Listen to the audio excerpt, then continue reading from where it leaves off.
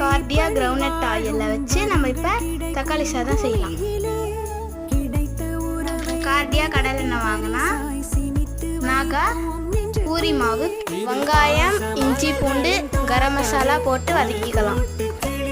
பச்சை மிளகா, தக்காளி சேர்த்துக்கலாம்.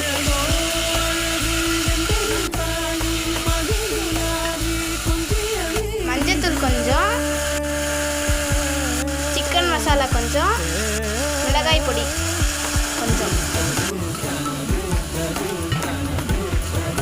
தக்காளி நல்லா வச்சு கொதி வந்தோடனே குக்கரை க்ளோஸ் பண்ணிக்கலாம்.